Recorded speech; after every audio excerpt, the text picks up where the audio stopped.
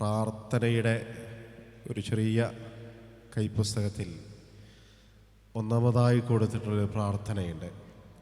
ആ പ്രാർത്ഥന കൊണ്ടാണ് നമ്മൾ ഇന്നത്തെ ഈ സംഗമം ആരംഭിക്കുന്നത്.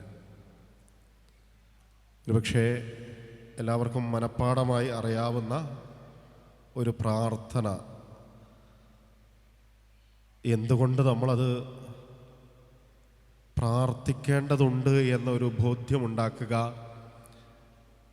എന്നതാണ് ഈ തുടക്കത്തിൽ ഉദ്ദേശിക്കുന്നത്. ഞാനൊരു കഥ പറഞ്ഞു തുടങ്ങാം. ഒരു മകനൊരിക്കൽ അവൻ്റെ അമ്മയോട് ചോദിക്കുന്നൊരു ചോദ്യമുണ്ട്. മക്കളായ ഞങ്ങളെ വളർത്താൻ അമ്മയാണോ അതോ അച്ഛനാണോ കൂടുതൽ ത്യാഗം ചെയ്തത് എന്ന്. ആ അമ്മ ആ മകനോട് പറഞ്ഞത് ഇങ്ങനെയാണ്: ഈ ചോദ്യം നീ എന്നോട് ചോദിക്കാൻ പാടില്ലായിരുന്നു.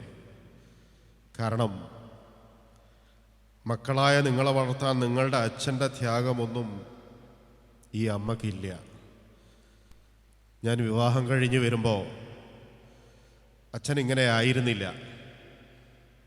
സ്വന്തമായി താല്പര്യങ്ങളും ഇഷ്ടങ്ങളും ഒക്കെ ഉള്ളൊരു വ്യക്തിയായിരുന്നു. പിന്നീട് അങ്ങോട്ട് എനിക്ക് വേണ്ടി, നമ്മൾക്ക് വേണ്ടി, നമുക്കൊരു കുറവും ഉണ്ടാകാതിരിക്കാൻ ഓടുകയായിരുന്നു.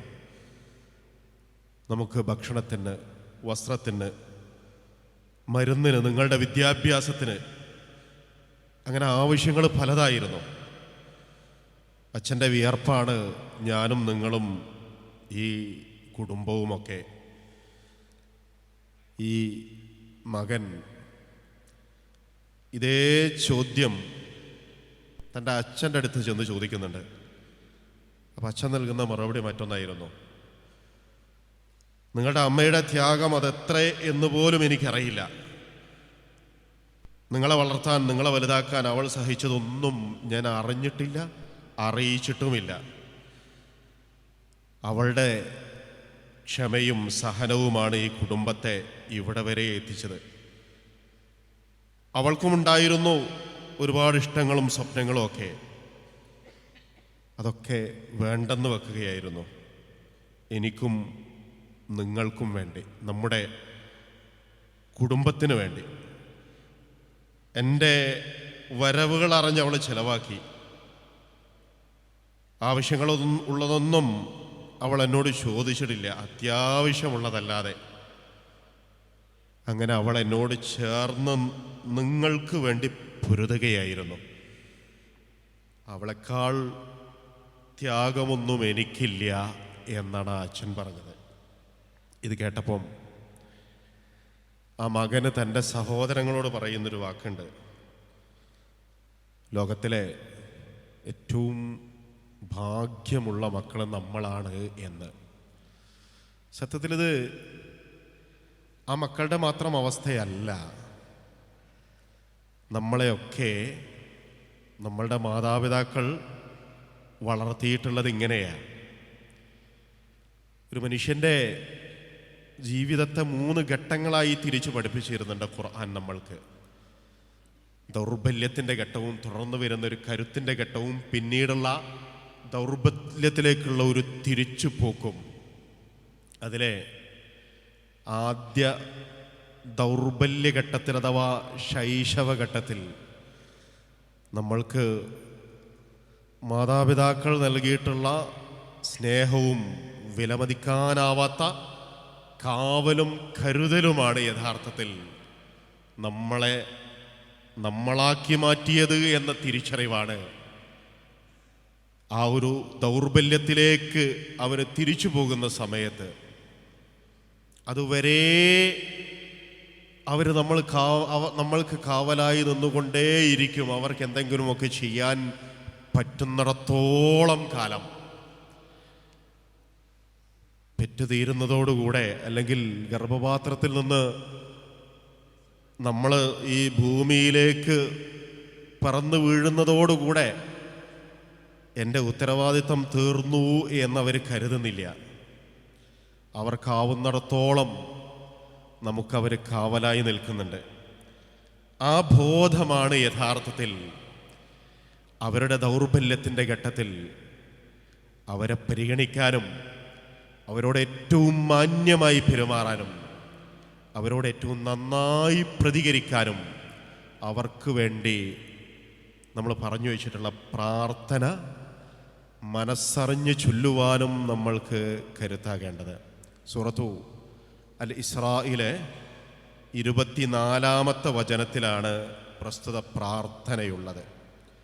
പ്രാർത്ഥന റബ്ബിർഹംഹുമാ കമാ റബ്ബയാനി സഗീറ എന്നതാണ്. റബ്ബേ, റബ്ബേ എന്ന് വിളിച്ചിട്ടാണ് തേടുന്നത്. റബ്ബേ എന്ന് വിളിച്ചിട്ടാണ് തേടുന്നത്. ആവശ്യം ഇതാണ്, ഇർഹംഹുമാ, ഈ രണ്ടാളുകളോടും നീ റഹ്മത്ത് കാണിക്കണമേ എന്നാണ്. ആ റഹ്മത്ത് ഏത് രൂപത്തിലുള്ള റഹ്മത്താണ് എന്നുകൂടെ പറയുന്നുണ്ട്. കമാ റബ്ബയാനി, നമ്മൾ വിളിച്ചു തേടുന്നത് ആരോടാ? റബ്ബിനോടാ. എങ്ങനെയാ നീ റഹ്മത്ത് കാണിക്കേണ്ടത്? അവർ ഞങ്ങൾക്ക് എങ്ങനെയാണോ തർബിയത്ത് നൽകിയിട്ടുള്ളത്, അവർ രണ്ടുപേരും എങ്ങനെയാണോ ഞങ്ങളുടെ റബ്ബായിട്ടുള്ളത്, അതേപോലെ പടച്ചവനെ റബ്ബേ അവർക്ക് നീ, ഞങ്ങൾ ചെറുതായിരുന്നപ്പം ഏത് രൂപത്തിലാണോ അവർ ഞങ്ങൾക്ക് തർബിയത്ത് നൽകിയത് അതുപോലുള്ള റഹ്മത്ത് അവർക്ക് കൊടുക്കണമേ എന്നാണ് നമ്മൾ എന്ത് ചെയ്യുന്നത്? പ്രാർത്ഥിക്കുന്നത്. അതൊരു വല്ലാത്ത പ്രാർത്ഥനയാണ്. ഈ ഭൂമുഖത്ത് ഒരു മനുഷ്യന് മറ്റൊരു മനുഷ്യനോട് റഹ്മത്ത് പ്രകടിപ്പിക്കാൻ കഴിയുമെങ്കിൽ അതിൻ്റെ ഏറ്റവും പരമമായ അവസ്ഥയാണ് തർബിയത്തിൻ്റെ സമയത്ത് ഒരു മാതാവും പിതാവും കുഞ്ഞിനോട് കാണിക്കുന്ന റഹ്മത്ത് എന്ന് പറയുന്നത്.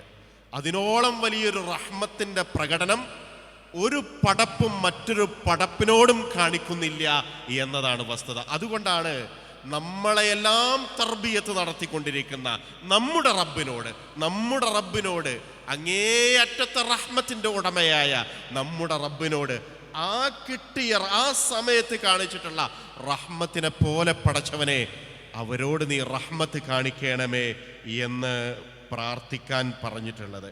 ഞാൻ അവസാനിപ്പിക്കുകയാണ്. കുഞ്ഞുനാളിലെന്നല്ല, ഒരു മാതാവും പിതാവും എത്രത്തോളം നമ്മൾക്ക് വിലപ്പെട്ടതാണ് എന്ന് കൽപ്പറ്റ നാരായണൻ എൻ്റെ ഒരു പ്രസിദ്ധമായ കവിതയുണ്ട്. അതെങ്ങനെയാണ്: അമ്മ മരിച്ചപ്പോൾ ആശ്വാസമായി, ഇനി എനിക്ക് അത്താഴപ്പഷ്ണി കിടക്കാം, ആരും സ്വൈര്യം കെടുത്തില്ല. ഇനി എനിക്ക് ഉണങ്ങിപ്പാറും വരെ തല തുവർത്തണ്ട, ആരും ഇഴവിടർത്തി നോക്കില്ല. ഇനി എനിക്ക് കിണറിൻ്റെ ആൾമറയിലിരുന്ന് ഉറക്കം തൂങ്ങിക്കൊണ്ട് പുസ്തകം വായിക്കാം, പാഞ്ഞെത്തുന്ന ഒരു നിലവിളി എന്നെ ഞെട്ടി ഉണർത്തില്ല. ഇനി എനിക്ക് സന്ധ്യാസമയത്ത് പുറത്തിറങ്ങാൻ ടോർച്ചെടുക്കണ്ട. വിഷം തീണ്ടി രോമത്തുളയിലൂടെ ഊർന്ന് ചോരവാർന്നു ചത്ത അയൽക്കാരനെ ഓർത്ത് ഉറക്കത്ത് എണീറ്റിരുന്ന മനസ്സ് ഇന്നലെ ഇല്ലാതായി. ഇനി എനിക്ക് എത്തിയെടുത്തുറങ്ങാം. ഞാൻ എത്തിയാൽ മാത്രം കെടുന്ന വിളക്കുള്ള ആ വീട് ഇന്നലെ കിട്ടും. തൻ്റെ കുറ്റമാണ് ഞാൻ അനുഭവിക്കുന്നത് അത്രയും എന്ന ഗർഭകാലത്തോന്നലിൽ നിന്ന് അമ്മ ഇന്നലെ മുക്തയായി. ഒടുവിൽ അമ്മ എന്നെ പെറ്റു തീർന്നു.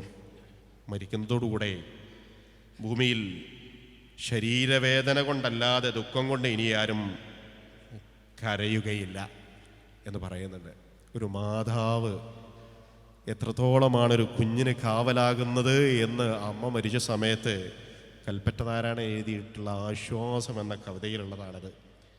ഈ ഒരു ബോധ്യമാണ്, അവരെത്ര കണ്ട് നമ്മൾക്ക് കാവലാകുന്നു എന്ന ബോധ്യമാണ് യഥാർത്ഥത്തിൽ മനസ്സറിഞ്ഞ് റബ്ബിർഹംഹുമാ കമാ റബ്ബയാനി സഗീറ എന്ന് പ്രാർത്ഥിക്കാൻ നമ്മൾക്ക് കരുത്താകേണ്ടത് അല്ലാഹു അനുഗ്രഹിക്കുമാറാവട്ടെ.